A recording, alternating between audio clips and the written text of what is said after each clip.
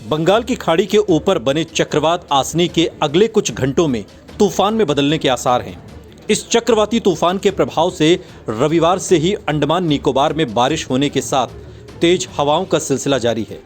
मौसम विभाग की माने तो बंगाल की खाड़ी के दक्षिण पूर्व में कार निकोबार से लगभग 320 किलोमीटर उत्तर पूर्व में और पोर्ट ब्लेयर के 110 किलोमीटर दक्षिण पूर्व में दबाव बन रहा है, जिसके अगले कुछ घंटों में और गहरा होकर तूफान में बदलने की आशंका है।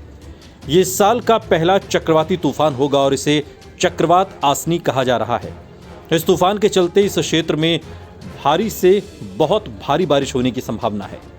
आईएमडी ने कहा है कि चक्रवाती तूफान आसनी अंडमान और निकोबार द्वीप समूह की ओर बढ़ेगा और 22 मार्च को बांग्लादेश उत्तरी म्यांमार के तटों पर पहुंचेगा।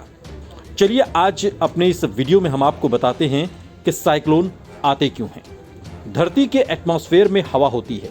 हवा हमेशा हाई प्रेशर से लो प्रेशर वाले क्षेत्र की तरफ बहती है। समुद्र के ऊपर भी जमीन की तरह ही हवा होती है। गर्म होने के बाद हवा हल्की हो जाती है और ऊपर की ओर उठने लगती है। अगर समुद्र का पानी गर्म होता है तो उसके ऊपर की हवा भी गर्म हो जाती है और ऊपर उठने लगती है। इस जगह पर लो प्रेशर का क्षेत्र बनने लगता है। इसके आसपास मौजूद ठंडी हवा इस लो प्रेशर वाले क्षेत्र को भरने के लिए इस तरफ बढ़ने लगती है। लेकिन क्योंकि पृथ्वी अपने एक्सिस पर लट्टू की तरह घूमती है, इसलिए ये हवा सीधी दिशा में ना आकर उसी जगह पर घूमने लगती है। इसे ही चक्रवात कहते हैं।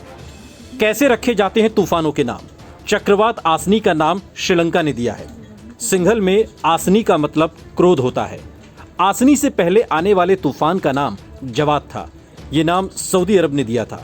अरबी भाषा में जवाद का मतलब उदार होता है। आप सोच रहे होंगे तो क्या कोई भी देश साइक्लोन को नाम दे सकता है?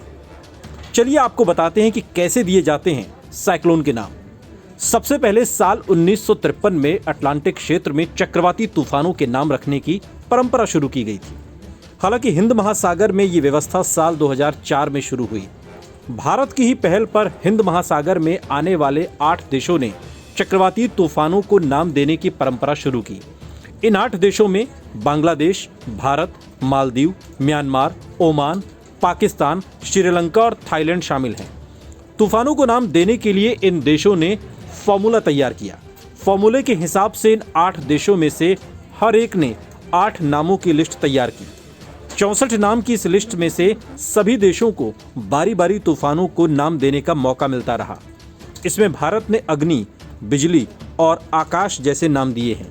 वहीं पाकिस्तान ने गुलाब, नीलोफर और तितली जैसे नाम दिए। तूफानों को दिए जाने वाले नामों का एक खास मतलब होता है, जो उस देश की भाषा और संस्कृति को दिखाता है। बाद में साल 2018 में इन देशों की लिस्ट में यूएई, सऊदी अरब, ईरान, कतर और यमन भी शामिल हुए।